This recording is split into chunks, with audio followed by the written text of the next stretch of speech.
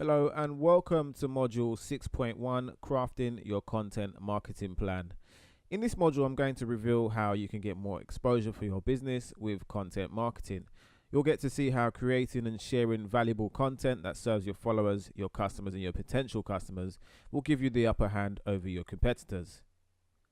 In the next few modules, you'll discover how to define your content goals before creating your content, how to find profitable topic ideas, how to discover what your audience is searching for online so you can create it, the 5-ingredient recipe for content success, how to measure the performance of your content.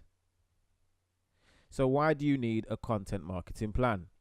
A content marketing plan is essential for creating content that attracts your dream clients and customers and achieves your business goals.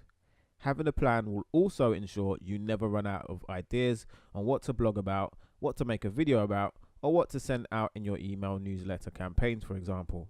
So where do most people struggle with content marketing? They write a few blogs with no promotion strategy, no direction, no call to action, so it just sits there. No strategy for discovery whatsoever. They're not aware of the other opportunities that aren't as saturated.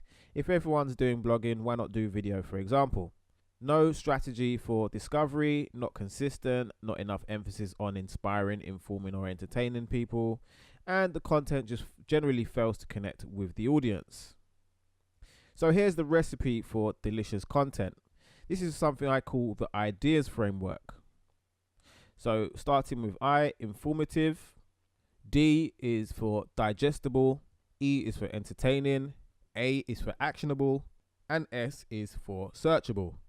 So when you follow this simple model to create your content, you'll not only be able to create content that attracts your customers, but you'll be able to create content that's valuable and shareable. Define your call to action before you create your content. That's very important.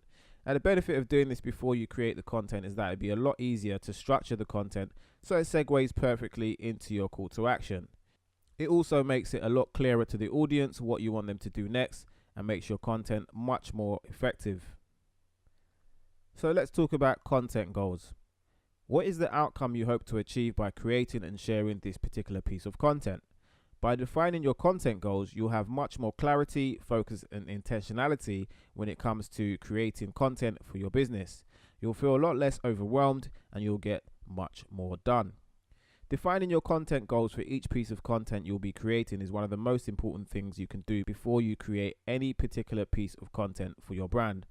A surprising number of small business owners who blog, create videos, or social media content do so without a plan. Because there's no plan and the content doesn't have a concrete purpose, its only measure of success is the number of likes, comments, or shares it gets, and not much can really be done with that on its own. Even the most basic plan will separate you from the amateurs.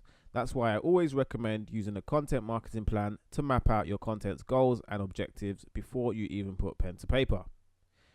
So let's look at the different objectives that you could possibly have for a piece of content.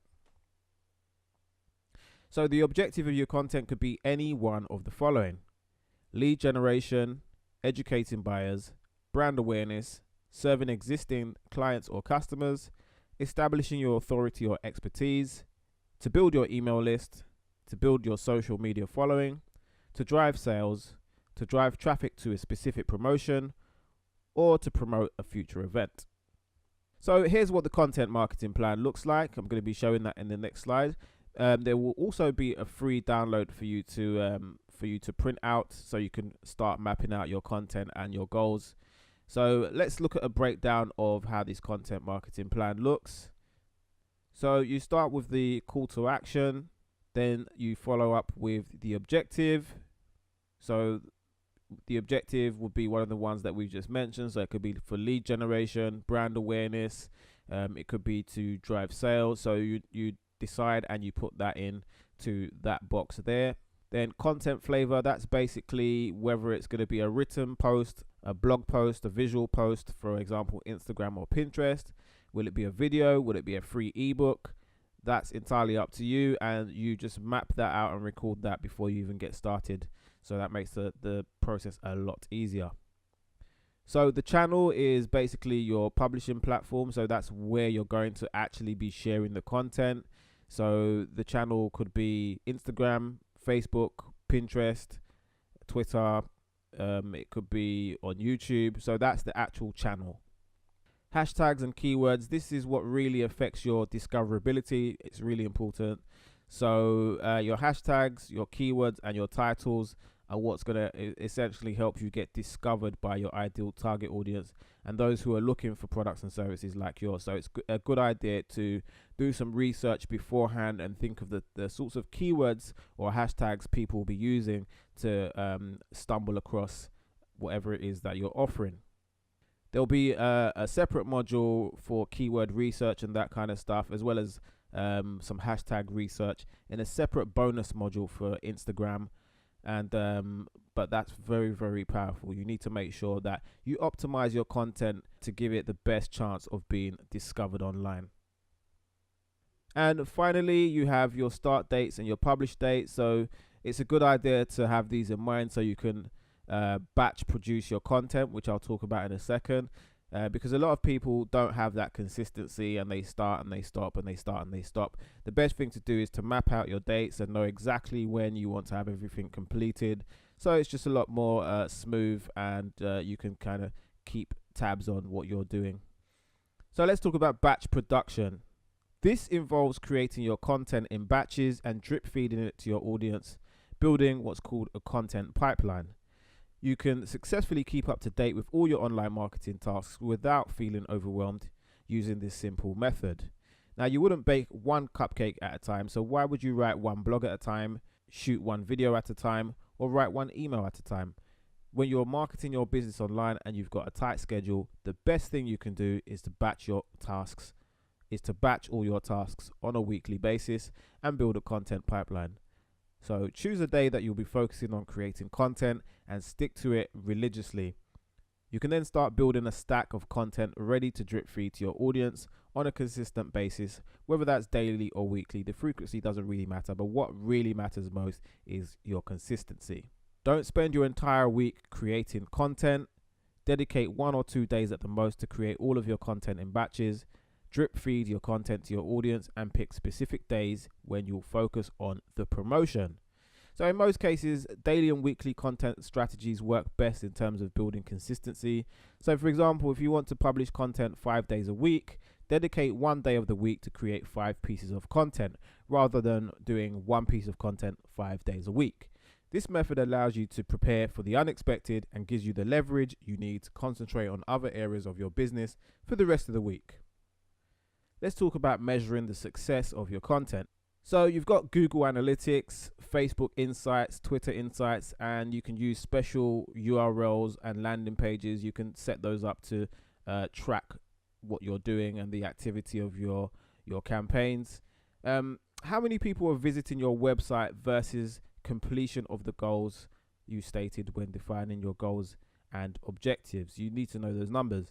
Now, when you produce your content in a way where you have all the tracking numbers set up and you understand where everything's coming from, you'll be a lot more organized and be on the way to developing a great online presence without sacrificing too much time and energy that could be better put to use serving your customers.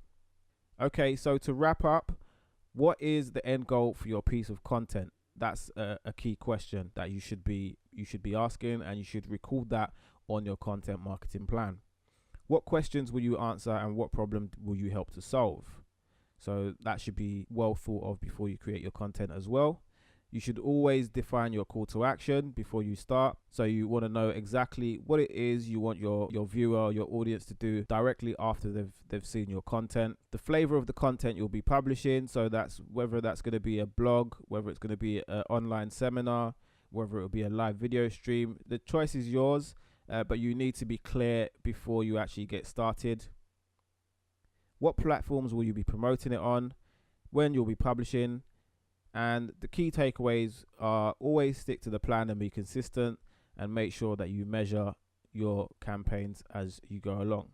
So not only will you have lots of content to publish all year round, especially when you use the batch production method as well, but your content will be more relevant to your target audience, and you'll be in a position to discover new trends before your competitors do and position yourself better than anyone else, especially when you make use of the keyword research and you keep tabs on the hashtags and stuff like that. We're going to be having more in the future modules about how you can do that in more detail, so keep your eyes peeled for that. And I hope you got a ton of value, which brings us to the end of this module. And make sure you download the free content marketing plan template, print it out, and start planning your content in advance, so you can start building a pipeline of content that's going to help you start attracting loads of targeted people to your business. So in the next module, I'm going to be showing you how you can find the best keywords for your content, so you can get loads of targeted traffic from people looking for products and services like yours. So again, I hope you got a lot out of this module, and I'll see you again inside the next training. Bye for now.